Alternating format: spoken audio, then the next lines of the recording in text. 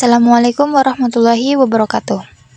Terima kasih kami ucapkan kepada Ibu Sela Rizky Amelia, SPD MPD AFA, selaku dosen mata kuliah Perekonomian Indonesia yang telah memberikan kesempatan kepada kami untuk mempresentasikan hasil makalah.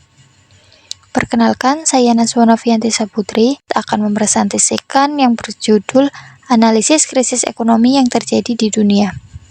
Melalui presentasi ini, kami akan membahas beberapa kasus krisis ekonomi yang pernah terjadi di dunia, beserta penyebab, dampak, dan upaya penanganannya. Pada presentasi kali ini terdiri dari 4 pembahasan utama, yaitu krisis ekonomi Sri Lanka pada tahun 2022, krisis perbankan Amerika Serikat tahun 2023, krisis Siprus tahun 2013, dan perang dagang Amerika Serikat dengan Tiongkok. Baik, tanpa berlama-lama lagi, saya mempersilahkan rekan saya untuk menyampaikan materi pertama mengenai krisis ekonomi Sri Lanka pada tahun 2022. Perkenalkan, nama saya Septiawati dengan NIM 02501064. Baik, di sini saya akan menjelaskan tentang krisis ekonomi Sri Lanka pada tahun 2022. Di sini terdapat inflasi lebih dari 50%, gagal bayar utang, dan demo besar-besaran. Presiden Gotabaya Rajapaksa mengundurkan diri pada bulan Juli 2022. Lalu ada penyebab krisis Sri Lanka pada tahun 2002. Terdapat pandemi COVID, yaitu wisatawan anjlok dari 2,3 juta pada tahun 2019, lalu ada 485.000 pada tahun 2020, dan devisa hilang drastis. Yang kedua, ada cadangan devisa menipis, turun hampir 70% dalam 2 tahun. Impor BBM, pangan, obat terhenti. Yang ketiga, ada utang luar negeri tinggi. Infrastruktur dibiayai pinjaman. Pandemi memutus pendapatan pada tahun 2022. Yang keempat, ada harga energi dunia naik. Minyak dan pangan global melonjak. Daya beli masyarakat jadi jeblok. Yang terakhir ada larangan pupuk kimia 2021, yaitu kebijakan tiba-tiba. Lalu panen padi dan teh turun. Impor pangan semakin besar. Yang terakhir ada dampak krisis Sri Lanka pada tahun 2022. Terdapat inflasi lebih dari 50%, yaitu harga kebutuhan pokok melonjak, daya beli ambruk. Yang kedua ada kelangkaan BBM, antri berjam-jam, listrik padam, dan sekolah tutup.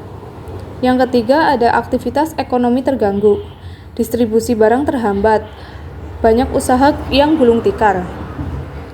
Yang keempat ada krisis kesehatan, kekurangan obat dan alat medis di rumah sakit. Yang kelima ada kemiskinan dan pengangguran, PHK massal, pendapatan tidak cukup untuk kebutuhan pokok. Yang keenam ada krisis sosial dan politik, demo besar, lalu Presiden Gotabaya mundur pada bulan Juli 2022. Yang ketujuh ada kepercayaan investor turun, investor asing kabur, pemulihan ekonomi melambat. Dan yang terakhir ada pelajaran bagi dunia, bahaya utang tak terkontrol, dan ketergantungan satu sektor. Sebelumnya, perkenalkan nama saya Wulandewa Hyuni. Selanjutnya, kita akan membahas krisis perbankan yang terjadi di Amerika Serikat pada tahun 2023. Peristiwa ini menjadi sorotan karena dalam kurun waktu hanya 5 hari pada bulan Maret 2023, 3 bank mengalami kegagalan secara berurutan. Bank pertama adalah Silvergate Bank yang mengalami kegagalan pada tanggal 8 Maret akibat kerugian pada portofolio kripto yang dimilikinya. 2 hari berikutnya, tepatnya 10 Maret, Silicon Valley Bank atau SVB mengalami kebangkrutan. Hal ini tercatat sebagai kebangkrutan bank terbesar kedua di Amerika Serikat sejak tahun 2008.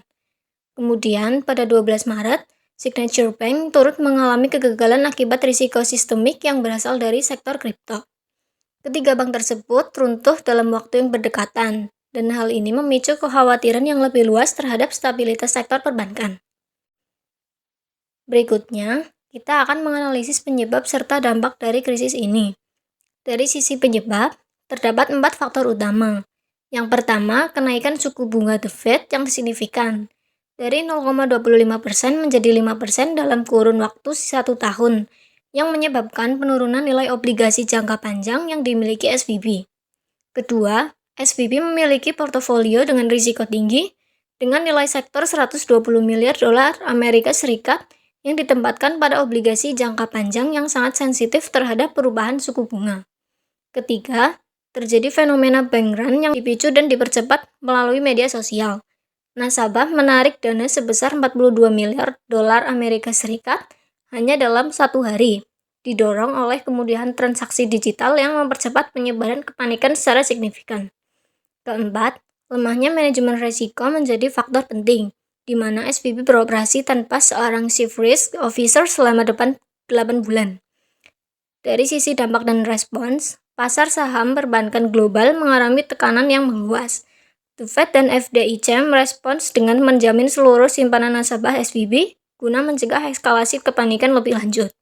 SVB kemudian diakuisisi oleh First Citizens Bancshares yang turut membantu meredakan situasi. Pelajaran utama yang dapat diambil dari krisis ini adalah pentingnya evaluasi yang lebih mendalam terhadap manajemen risiko perbankan guna mencegah terulangnya peristiwa serupa di masa mendatang. Sebelumnya, perkenalkan, nama saya Anggita Agustin. Selanjutnya ada krisis keuangan Siprus 2013, negara kelima Eurozone yang meminta bailout setelah Yunani, Irlandia, Portugal, dan Spanyol.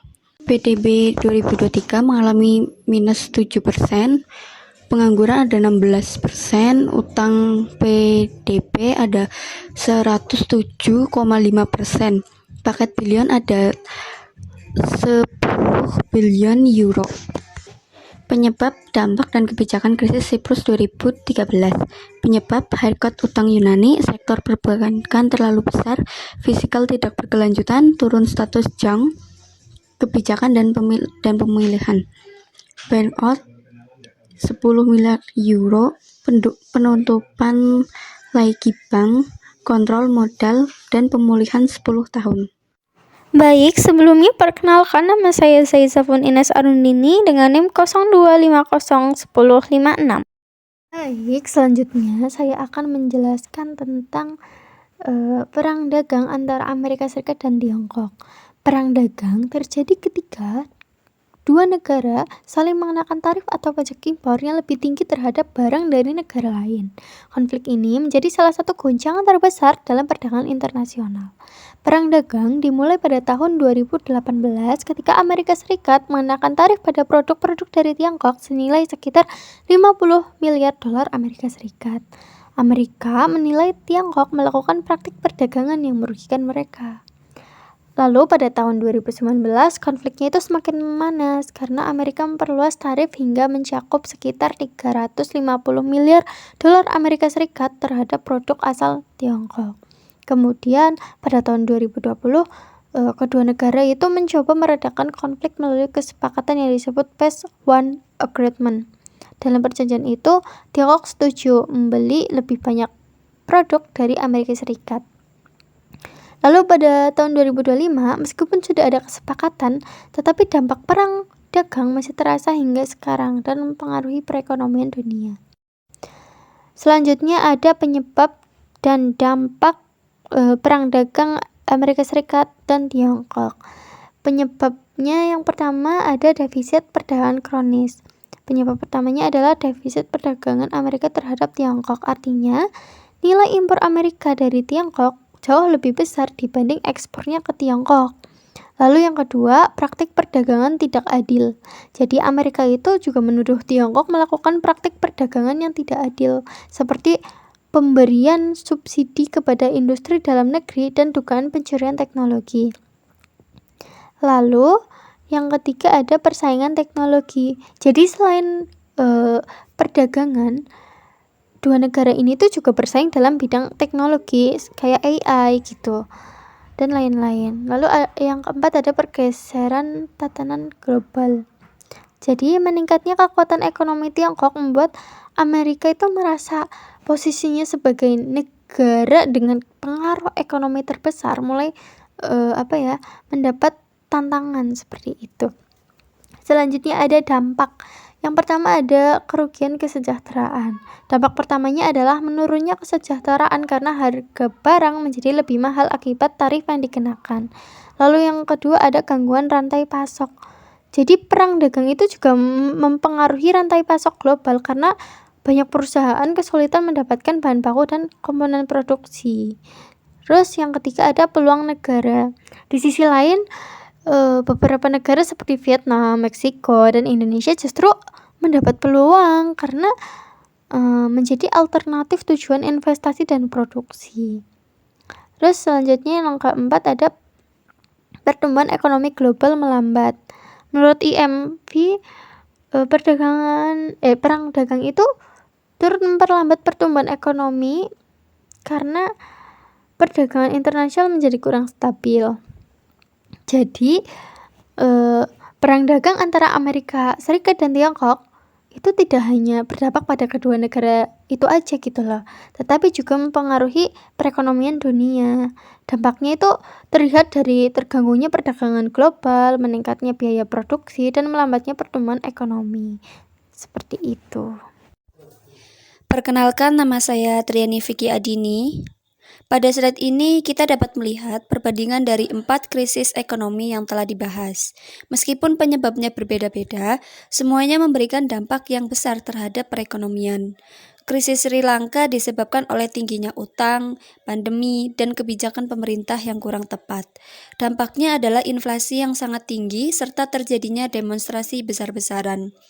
Krisis perbankan Amerika Serikat terjadi karena kenaikan suku bunga dan lemahnya manajemen risiko perbankan, sehingga memicu bank run atau penarikan dana besar-besaran oleh nasabah. Sementara itu, krisis Siprus dipicu oleh besarnya kerugian sektor perbankan akibat krisis utang Yunani.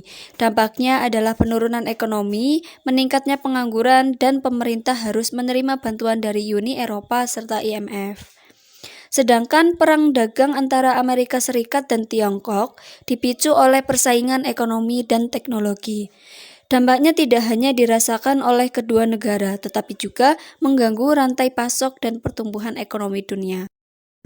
Dari keempat kasus tersebut, kita dapat melihat bahwa setiap negara memerlukan kebijakan ekonomi yang tepat, pengelolaan risiko yang baik, serta kerjasama internasional agar krisis tidak semakin meluas. Sebagai kesimpulan, terdapat beberapa pelajaran penting yang dapat kita ambil dari keempat krisis ekonomi tersebut. Pertama, krisis ekonomi biasanya tidak disebabkan oleh satu faktor saja, melainkan kombinasi dari berbagai faktor internal dan eksternal. Kedua, pengelolaan utang yang tidak terkendali dapat menjadi penyebab utama terjadinya krisis ekonomi. Kemudian ketiga, manajemen risiko yang lemah, terutama di sektor perbankan, dapat menghilangkan kepercayaan masyarakat dalam waktu yang sangat singkat. Keempat, pemerintah dan lembaga internasional perlu mengambil langkah yang cepat dan tepat agar dampak krisis tidak semakin meluas. Kemudian terakhir, perang dagang dan konflik antar negara juga dapat mempengaruhi perekonomian global, sehingga kerjasama internasional menjadi hal yang sangat penting untuk menjaga stabilitas ekonomi dunia. Demikian presentasi dari kelompok kami mengenai analisis krisis ekonomi yang terjadi di dunia. Semoga materi yang kami sampaikan dapat menambah wawasan kita mengenai penyebab, dampak, serta pelajaran yang dapat diambil dari berbagai krisis ekonomi di dunia. Terima kasih atas perhatian teman-teman semua. Apabila terdapat kekurangan dalam penyampaian maupun isi presentasi, kami mohon maaf yang sebesar-besarnya. Sekian presentasi dari kami, terima kasih, dan sampai jumpa.